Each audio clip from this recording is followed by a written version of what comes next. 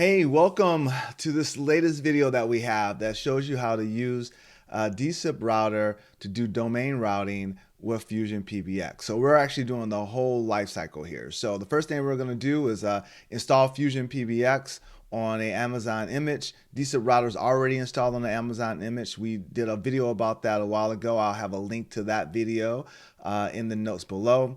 Once Fusion is actually installed, we're going to set up domain routing. What that really means is that your phones will now be registering through dSIPRouter. dSIPRouter will then forward that request over to FusionPBX.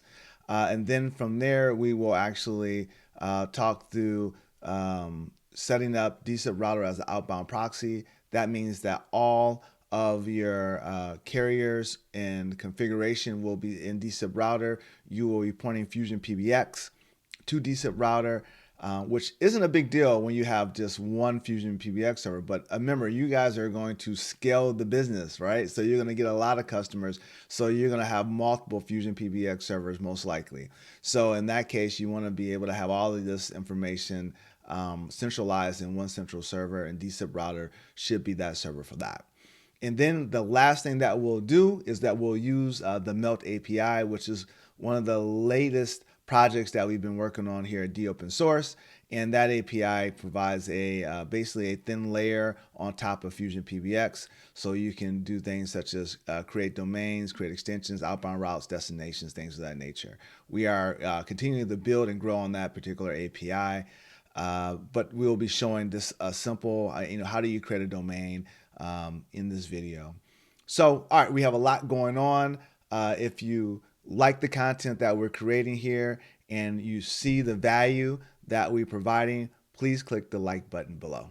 All right, take care, get started, enjoy. Remember, you can slow things down, speed things up, skip through things. So if you have any questions or feedback for us, please put it in the comments below. All right, take care.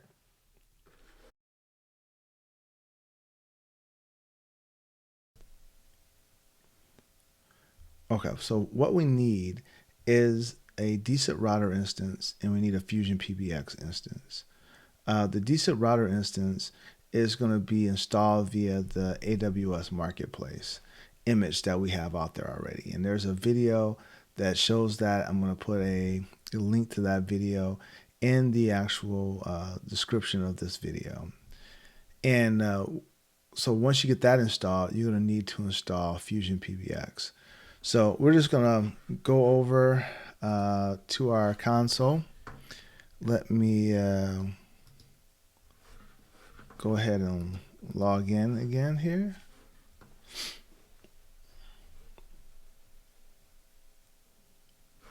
Okay, so here goes my one box. I should have two here though.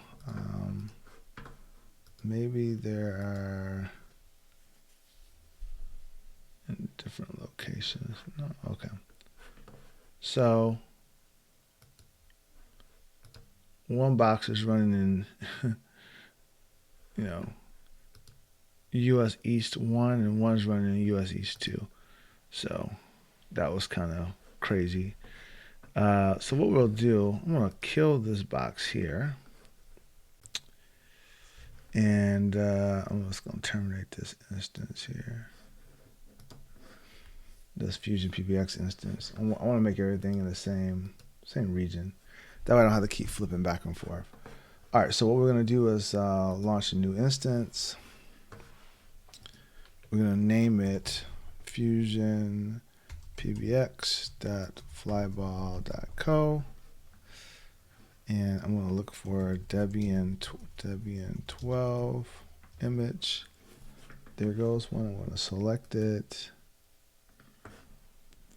I'm going to grab T2, the free tier.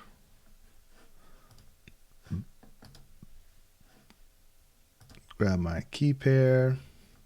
I'm going to use the existing security group. I'm going to use this one because dSIPRouter basically has the same ports open that the FusionPBX server has. So we'll do that. And I think we're good. So let's see. if it yells at me for anything. Storage here, I'm gonna do just 50 gig storage. Okay, so then I'm going to launch the instance. Go back to instances over here, and we see there's a FusionPBX.flyball.code being spent up. Once that instance is spent up, we're going to go ahead and install FusionPBX on that instance. And then that means that we'll have a dSIPRouter instance and a FusionPBX instance. We're going to have all of the inbound traffic hit dSIPRouter, and dSIPRouter will then send it to your FusionPBX server. Now you could have multiple FusionPBX servers and have it kind of round robin to those individual servers. But in this case, we have one server, so we'll just spin up a FusionPBX instance for that. So, all right, it's running. So we're going to connect to that server.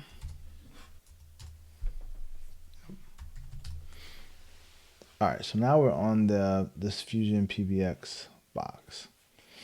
And so what we're going to do is grab the URL of the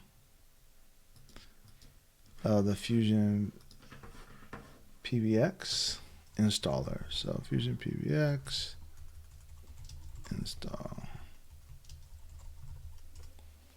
Okay.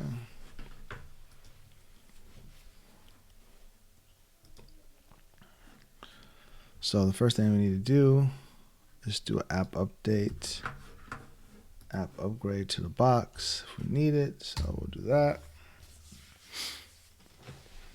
So while it's doing that, let me grab the other stuff, other commands I need, and then we'll see what it's doing.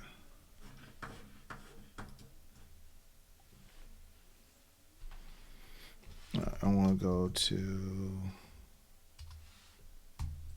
that and then do this again.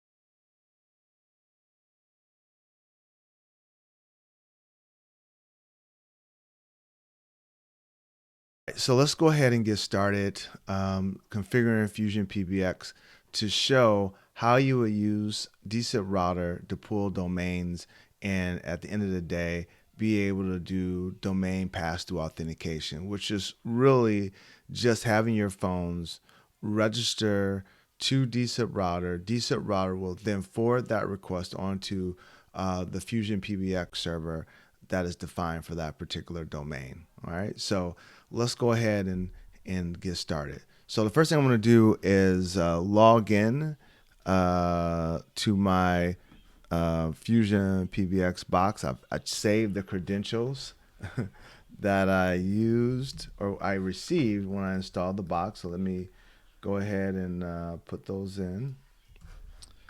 Grab those from my little notes here. All right, so now that I'm logged in, usually there's like that shows you the domains. Maybe this is the way it looks, the new version here, but usually the domain kind of shows up here. Not sure what's going on there, but let's go into domains. By default, when you install, you only have one domain, which is the domain of the equals the IP address of the server. In this case, I'm installed on AWS, so this actually using the private IP as the name of the domain. But that's okay. We'll add a new domain. We're gonna call it Mac. Let's just call it my test.flyball.co. Okay. And test domain. Save that. And this is just give us another domain to use for testing. So what I'm going to do is now that I added a new domain, I'm actually going to configure dSIPRouter to actually talk to Fusion and dynamically pull or automatically pull the domains that we have inside of FusionPBX. So let's go over to dSIP. I think I'm going to have to renew myself. Yeah, I do. So admin, I'm installed on AWS. So the password when it's installed on AWS is the instance ID. Okay, that's how you log in. Okay. All right, so now I'm logged in. So let's go ahead and create an endpoint group. This one is going to be called FusionPBX. And in general, let's just call it FusionPBX server 1, right? Because we'll probably think about adding another server to this at some point. So I'm going to go ahead and do enabled here. And then once it's enabled, I'm going to grab these settings here. And I'm going to run these on the FusionPBX server. What these settings do is basically open up a database connection from dSIPRouter to Fusion. So that way dSIPRouter can authenticate into FusionPBX database and be able to grab the actual domains from FusionPBX. So we're just gonna grab this. We're gonna grab a terminal here. We're gonna connect to this Fusion box. Let me grab that terminal. All right, so now I'm on the Fusion box now. Let me go back and grab these settings because I copied and pasted some other things before. So I'm going to just paste this in. Here, let me do this as let me do a sudo here, redo that, and let it do its thing. All right. So if you look at these commands here, all I'm really doing here is setting the IP address of dSIPRouter. I'm changing or updating the Postgres file with the changing it from a local IP address to to listen to all addresses, because Postgres by default is only listening to the local IP address on FusionPBX. So I actually make it so it's listening on all the addresses. Then I add an IP table here to actually allow the actual dSIPRouter IP address to be able to connect to FusionPBX. I save it to the IP tables configuration, and then I configure Postgres to do basically IP authentication. So as long as the request, the SQL request, is coming from dSIPRouter on this IP address here, it's going to trust the relationship. So then I restart Postgres, and then I configure fill to band here, so that fill to band doesn't block, requests coming from dSIPRouter due to like putting in the wrong password too many times, things of that nature that would trigger fail to ban. We kind of treat dSIPRouter as a trusted node in our VoIP network. So long as the request comes from dSIPRouter, then we're going to go ahead and trust that this request can be processed. So and then from there, I restart fail to ban. Okay, so that's really what that does. So let's go over here, and we need to put in the IP address.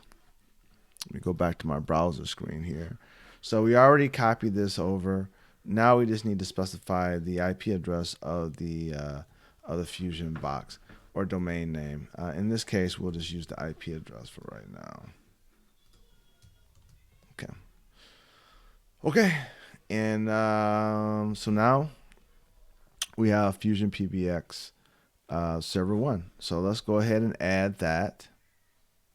Okay, and we're going to go ahead and do a reload. You'll notice that the reload is in orange here. It's basically telling you that there's something that needs to be reloaded. If you don't click on it because it won't do anything, you just click on the little drop down and it tells you whatever's orange is what you need to reload. So you need to reload Camilio, and it's reloading. And if everything works as expected, then we should be able to connect. Now, the only thing that may not work here is that I forgot that on Amazon, by default, all the ports are actually locked down. So we may need to open up a port here to allow the domains to be synced over. We'll see in a second. Let's click on domains. I don't see any.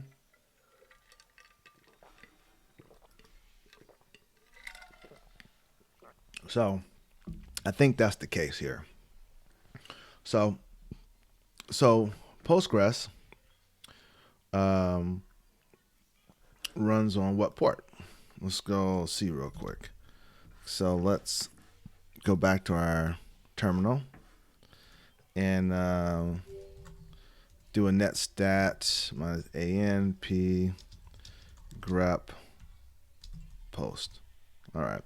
So it runs on 1542. So we need to make 1542 available from our dSIPRouter server. So let's go ahead and go to our instance here, dSIPRouter. We're going to go to the security group for this. And we don't have 5432 available here or defined in our security group. So I'm going to go ahead and edit an inbound route here. I'm going to say, let me add a rule, and I'm going to say it's TCP 5432. And I want to make sure that this only comes over from our dSIPRouter box. So I'm going to do this.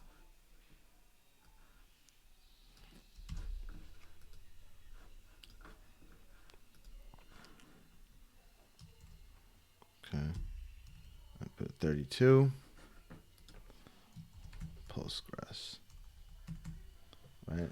And make sure I got the port right. Yep, it's 5432. And I believe, yep, it's TCP. Cool. And so now I'm going to add this rule. Oop, I guess I already added a rule, so I just need to save this rule that I added. Where is the save at? There you go, save rules. All right, so now it's saving the rules here. And we'll go back here and we'll see what happens here. If we're lucky, things will just work for us. Look at that. Amazing. All right. So what happened here is dSIPRouter was able to communicate with FusionPBX, and it was able to pull back the domains that that are being managed by FusionPBX. Why is this important?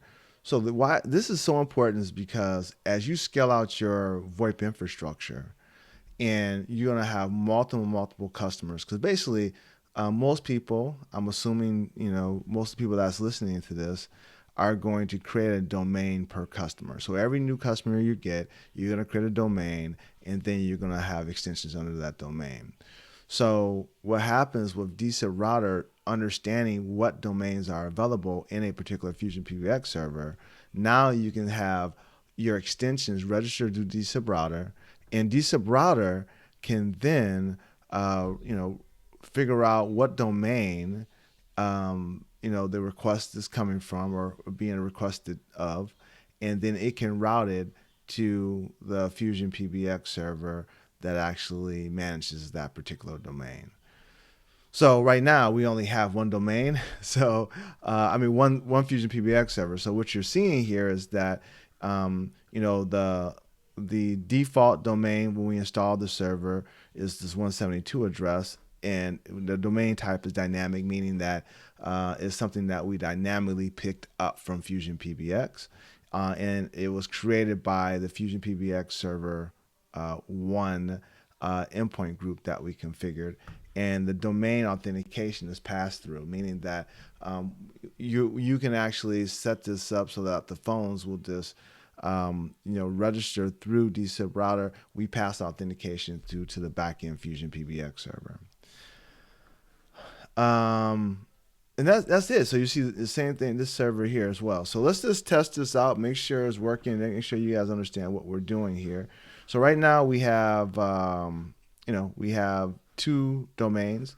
Let's go add another domain just for giggles. I'm already on the domain page. So I'm just gonna click add. Let's just say test2.flyball.co test domain 2. All right, so now we're gonna save that, and now we're gonna go back over to dSIPRouter, and it's gonna pick up this new domain, right? So so here you go. So now they're in total sync. They're working so like it should. So now that we're syncing, what we want to do now is register an extension through dSIPRouter.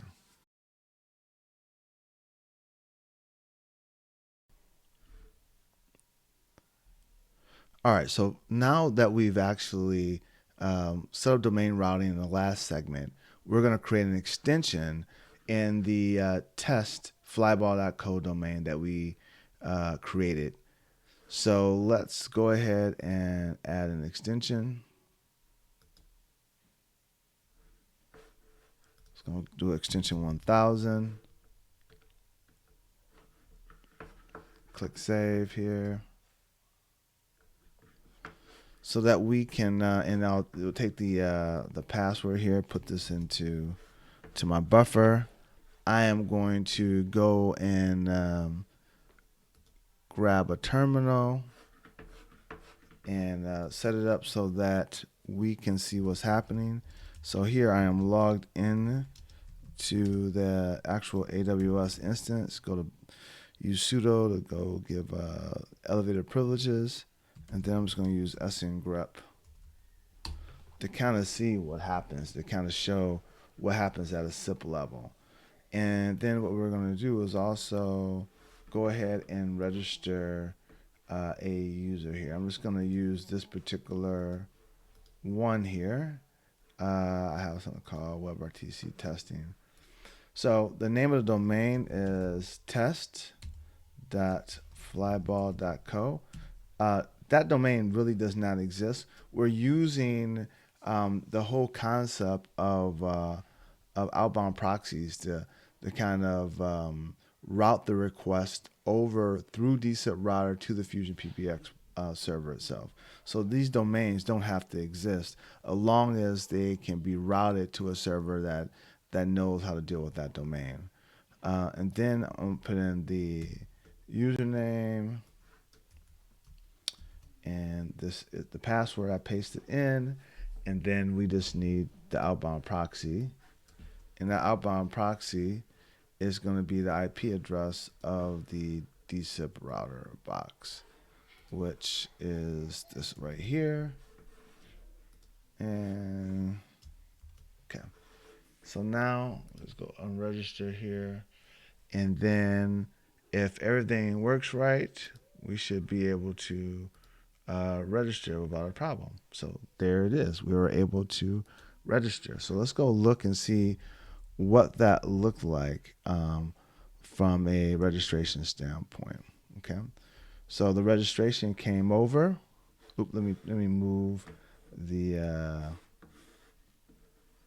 let me move this. Okay. So you have, this is the IP address of where my phone is my soft phone is. Hit a register. You're seeing the internal IP address of the dSIPRouter box is actually hosted on AWS. And then is passing the registration over to 34.203.243.165, which is the FusionPBX box.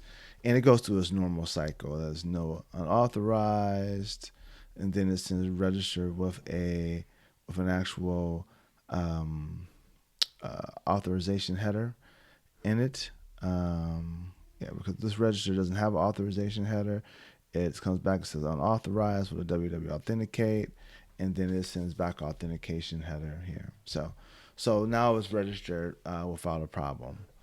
Okay, so now that it's registered, we're just going to do a quick test just to make sure that it actually will call out. So let's go accounts, and it's the WebRTC. I'm just going to have it call itself. So let's go see what that looks like.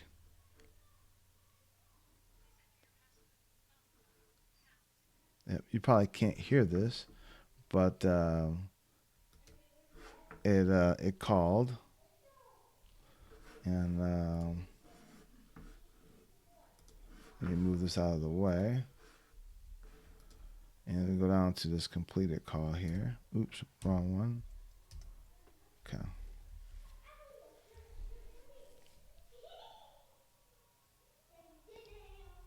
Okay.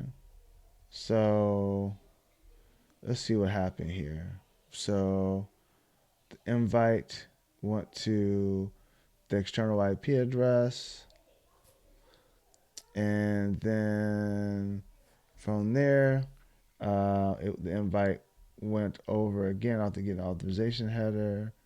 It's trying 200, 200, and then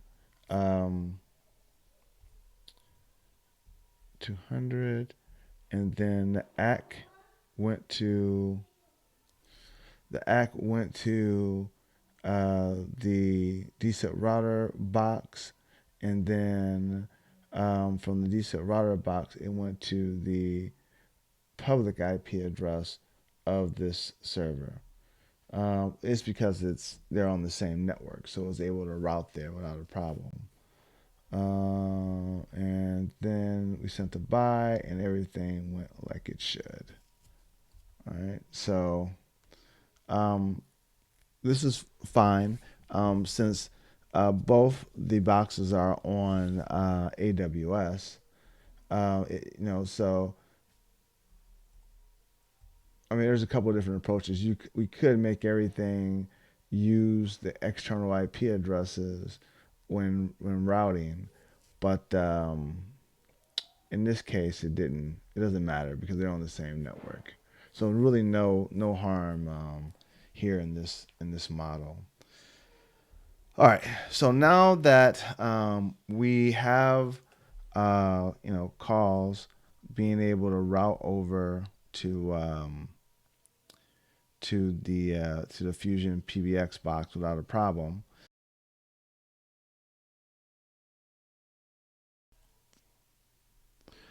Okay, in this segment, we're going to set up dSIPRouter to be able to send calls to our upstream carrier.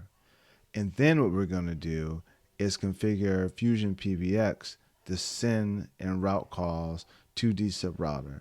So this way, dSIPRouter will be the central place where all of the actual carrier information is actually configured. That way you don't have to keep it inside of your FusionPBX servers. Because remember, if you're successful with running a VoIP business, you're going to be scaling this business. So you don't want to have all of your carrier settings decentralized in each one of your PBXs, in this case FusionPBX. So just keep it in dSIPRouter and then have your FusionPBX servers point to dSIPRouter. All right, so let's go ahead and let's go ahead and get started. So let's first, you can look at my screen here. I have some carrier groups. I got to log in again. I timed out. Remember, if you're running this on top of Amazon and you're using the marketplace image that we have there, you are going to get the instance ID, which will be the password.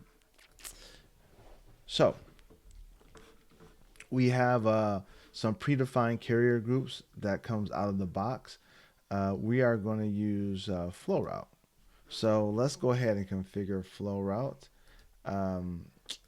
Really, the main thing when configuring Flowroute and dSIPRouter is the fact that one, Flowroute needs to know the IP address of the server where request is going to be coming from, assuming that you don't want to do username, password registration. I typically don't do that.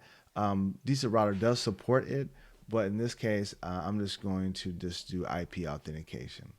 Okay, so let's first do the first part, is that Flowroute know about our new server here.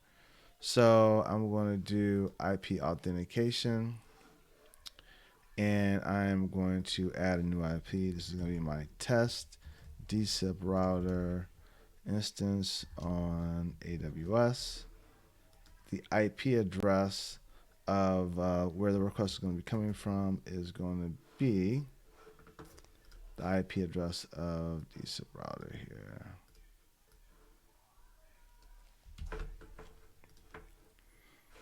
Okay, got that. So we're going to add the IP address. And then, so for the other thing I need to do, I'm not done with this yet, is I set up that it knows what my IP address is, which is good. But the other thing is that I need to use a prefix for sending calls. And my prefix here is going to be this right here. So I need to make sure that prefix is in my dSIPRouter config. So with the star. So there you go.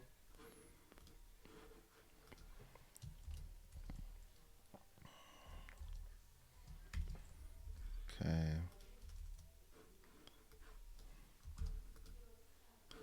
And then here. All right, so we have three carriers, one carrier, Flowroute in this case, but Flowroute has multiple endpoint servers, right? So servers that you can send requests to. So I actually configured them all. I think I misfigured this one. This one should have a star with the prefix. The way by default how the carrier group configuration dSIPRouter works is that it's going to hit the primary, it's going to hit the first server in the list. If that server is not available, then it's going to go down the list. Okay. In the upcoming release, and if you are a core subscriber of dSIPRouter, you will have the ability of putting weights on each one of these actually proxy servers that they have available inside of a particular carrier, and allows you to load balance that traffic between multiple proxy servers for a carrier. Or in this case, you could make a carrier. In some cases, you could make a carrier group that contains multiple different carriers at the same time, right? So you may want to have one with Flowroute, one with Voice Innovations, another one with, pick your provider, and you can actually set it up so that it only sends 30% to Flowroute, 30% to VoIP Innovations, and then 30% to some other carrier. So that capability is coming in the next release. But right now, it's going to try the first server in the list. If it's not available, it'll go to the second server in the list, and so on and so forth. All right, so let's update this. So now we should be good to go. Flowroute knows about our IP address and is going to allow calls to come inbound.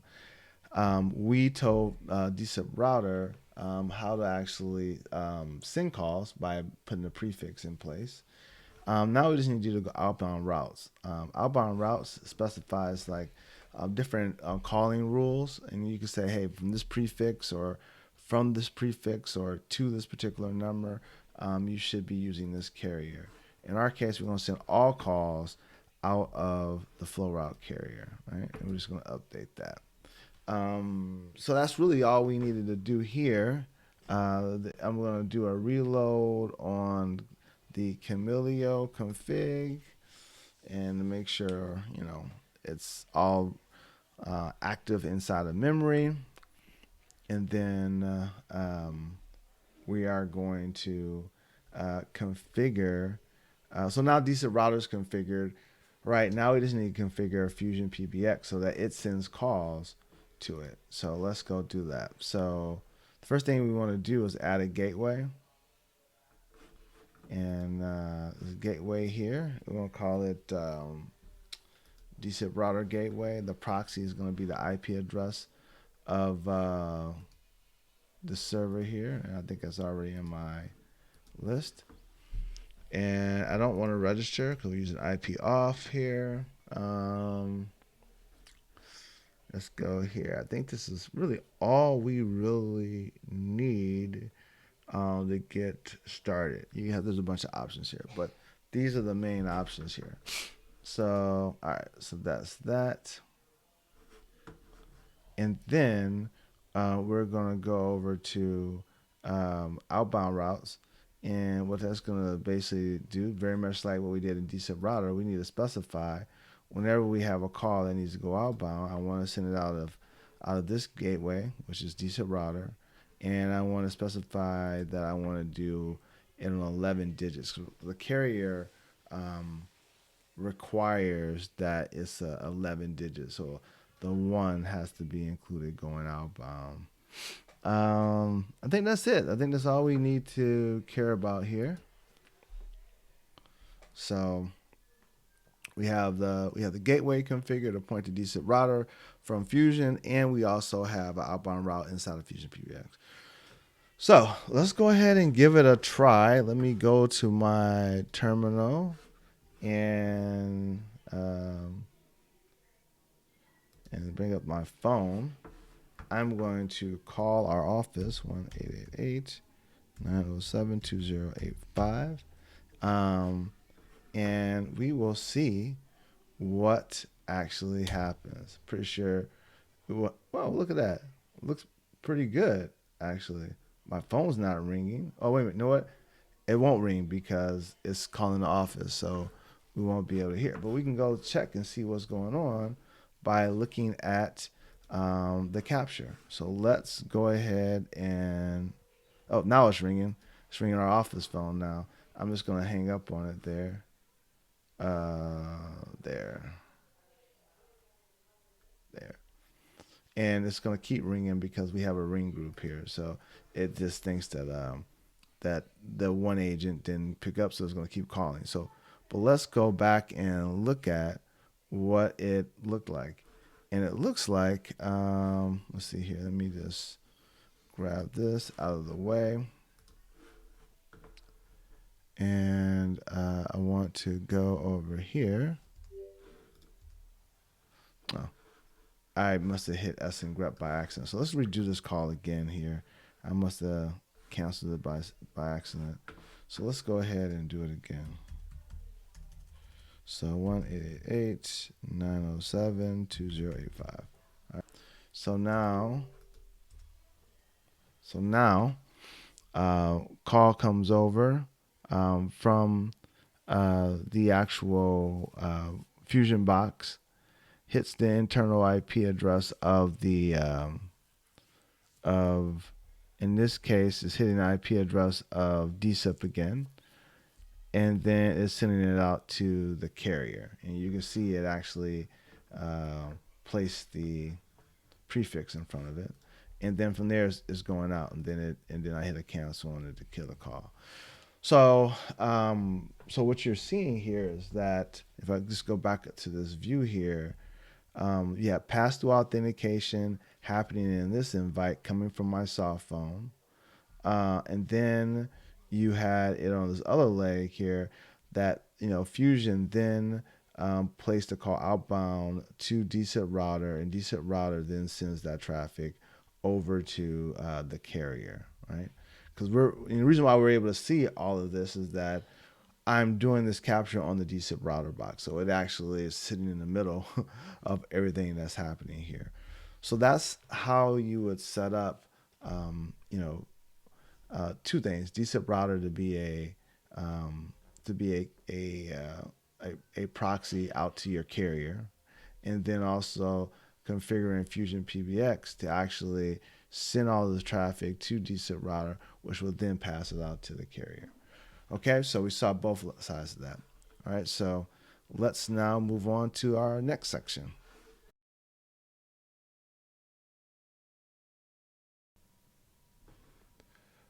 All right, so back in this segment, we are going to review what we've done, and then we're going to add the ability to programmatically add domains and extensions to your FusionPBX server, and those domains automatically showing up inside of dSIPRouter.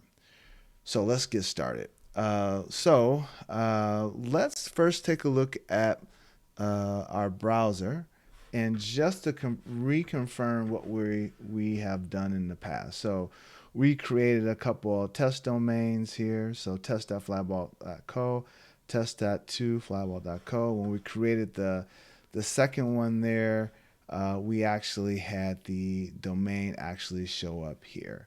And this is great, but when you're running a VoIP business and you want to automate processes such as onboarding into your company, you need an API in order to do that. And we have the perfect API for you. We built it months ago. It's actually currently it's a service that you can actually basically subscribe to, and it's run as a SaaS solution. But just for you guys are getting the, I guess the most recent, up-to-date, earth-shattering information. We are going to be releasing this as a on-premise piece of software. So you'll now be able to run this on your FusionPBX server directly, and then you'll be able to have your software developer or you to be able to invoke this directly without having to go through our SaaS platform. So, all right, so now that that is out of the air, I'm going to show you how to at least set it up using the SaaS platform, but it's going to work the same. Basically, you'll be going to the SaaS platform, registering, and then downloading a Docker image that you'll be, or it'll explain how to configure a Docker image that's going to run on your FusionPBX box. So, all right, so let's go ahead and get started. So the first thing I'm going to do here is go to Melt. I'm going to create a new ID here, and put my name in here. Okay, capitalize myself. Sign up. I don't think I have an ID here already. Cool. And let's see here. Yeah, that's allowed. So first thing you do is define your FusionPBX server.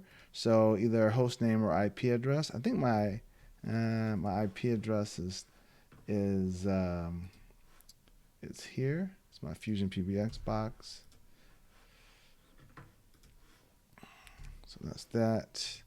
Next, it's going to give us it's going to give us a API key and a config ID that you should write down. You will need that to call the API. So I'm just going to throw it in my notepad here just really quickly. You guys can't see my notepad, but just know that that's what I'm doing currently. All right, so I got both of these.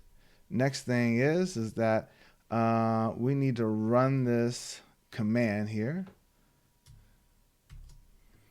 And this command here will basically, it will give your Melt API the ability to execute commands on your FusionPBX server. In particular, it sets up a IP tables command to allow Melt to be able to communicate with your FusionPBX database.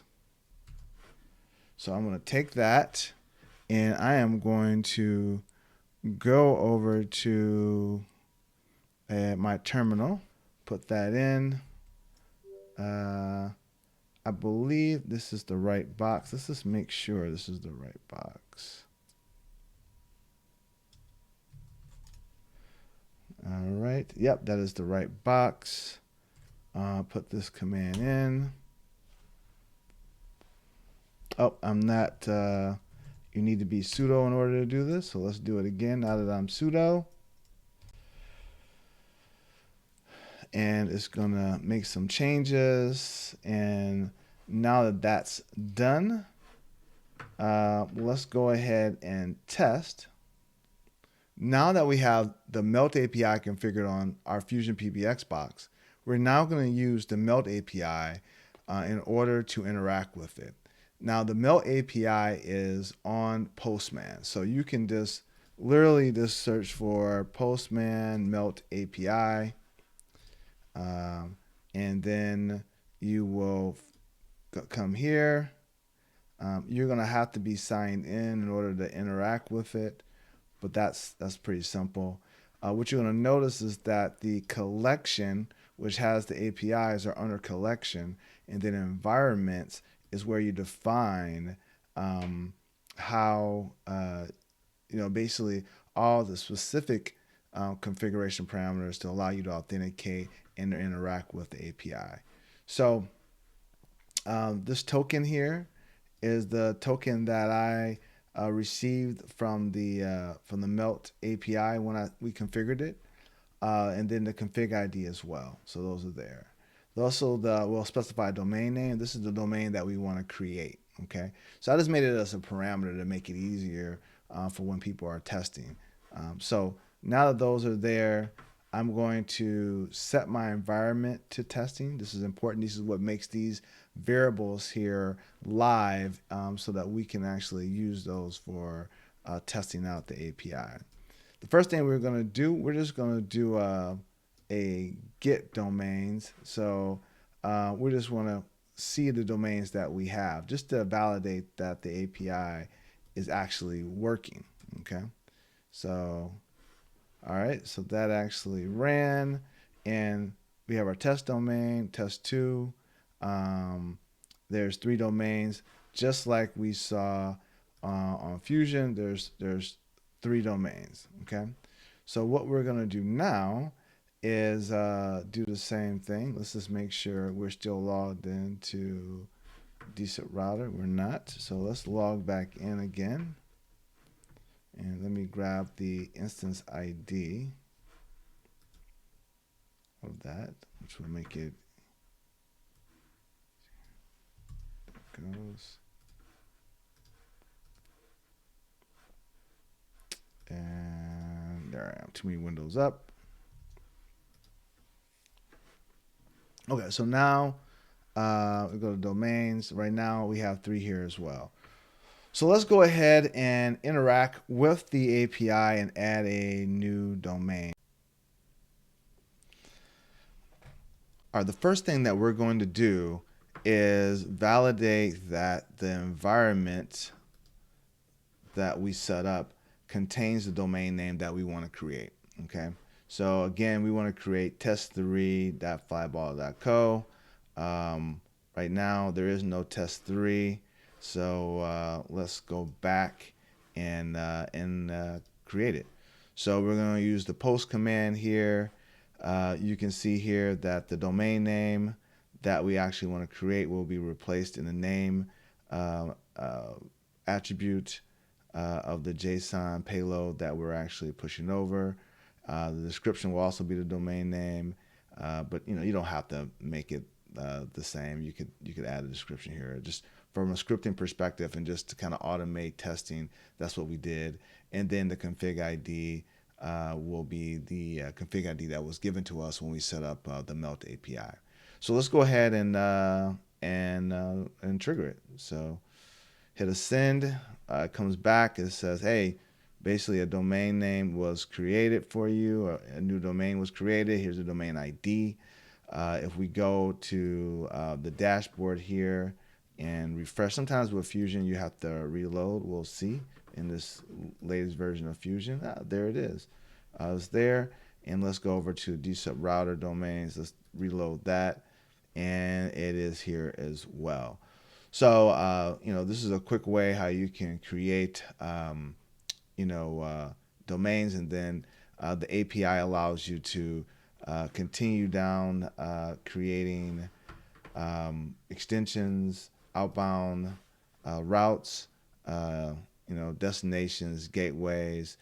There's another video that I created that actually shows how to use the MeltAPI. I'll have a link to that below in this video.